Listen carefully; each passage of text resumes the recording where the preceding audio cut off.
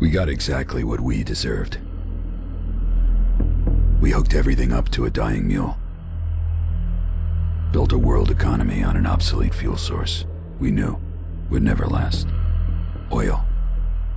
Everything we took for granted relied on it. Travel, manufacturing, distribution, even agriculture. Everything. And when the wells ran dry, it all came crashing down around our heads, faster than any of us could react. That was 10 years ago.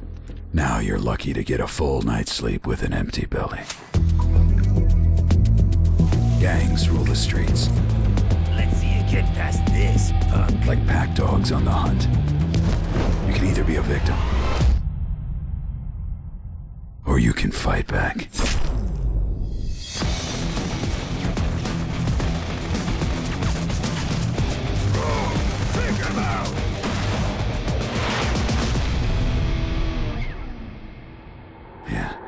We screwed ourselves pretty good, but there are still rewards for those with the strength and savvy to take them.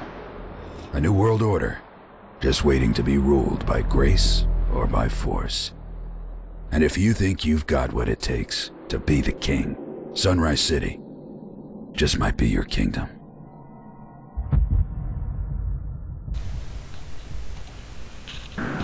Hello, this is Your Favorite Bandit here. I am reviewing Crimecraft.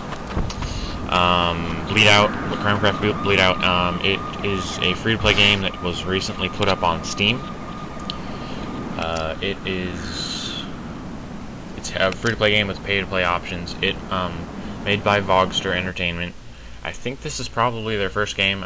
I've never heard of them before. It's not rated by ESRB, so of course they're not that big. But it is a pretty good game. It's really good for a free-to-play game. I recommend you get it. I'll start with the pros.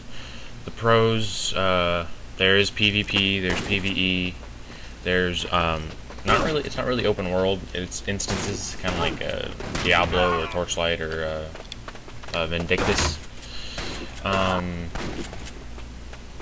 But there is a it's like just like Vindictus. There's like a little city that you can run around with and your friends, talk to them, I guess, and do quests. But the co-op, the way it's set up, is it's just like you set up a server, or you start a server, and people join your server and play under your server. So I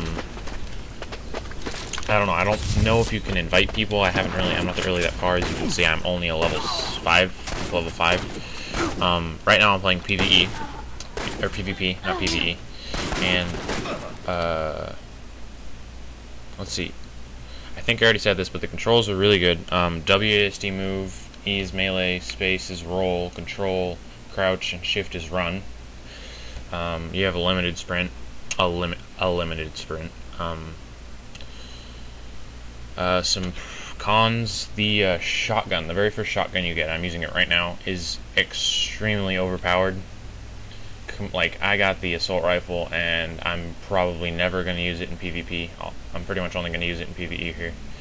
And it wouldn't be so overpowered if you couldn't, like, it's probably like a 10-foot shot or so. Oh, I just started a new game. It's like a 10-foot shot or so. Oh, now I'm in PvE. And it's like one shot, one kill, anywhere within 10 feet. And I don't know, it's not like a huge deal, but it is just kind of annoying. Well, it is a pretty big deal, considering the assault rifle, first assault rifle you get is just shitty compared to the shotgun. Pretty much, the first pistol you get 25 damage, first assault rifle you get 30 damage. Shotgun, one shot, one kill, up to 10 feet. Like, you see that guy was, well, probably up closer to 20 feet. And the melee in this game, I really don't understand it. It's just, like, sometimes it's one shot, one kill, and then other times, like, you hit this guy like dead on, and it'll say like 4 health. So I don't understand. There's loot drops, as you can see right here. Like, they're kind of loot drops. I don't know what to call them. Where you can pick up stuff, and it'll give you one random object. And but that's more of a pro than a con. there's certain PvE instances, there's bosses, but the first boss that I fought was extremely easy. I killed him with my pistol and he didn't even hit me once. There's different types of attackers in PvE.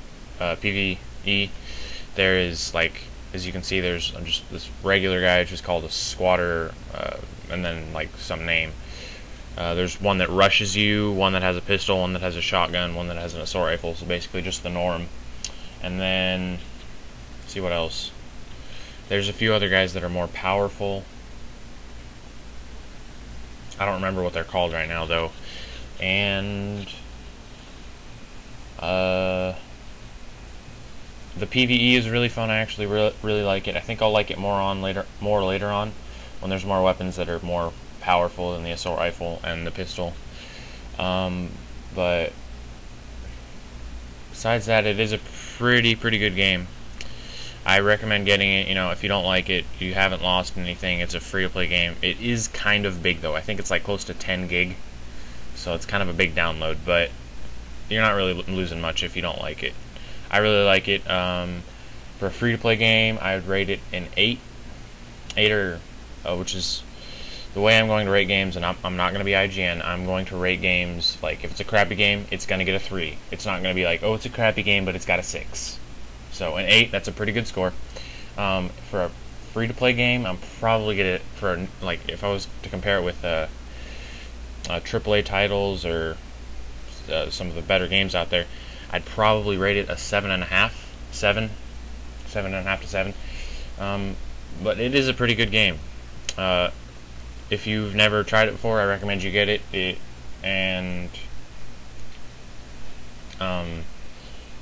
you want a new game to play just because, you know, your games are getting old, some of the games you have are getting old, and you don't have enough money to buy one, I'd recommend getting it. But if you don't like the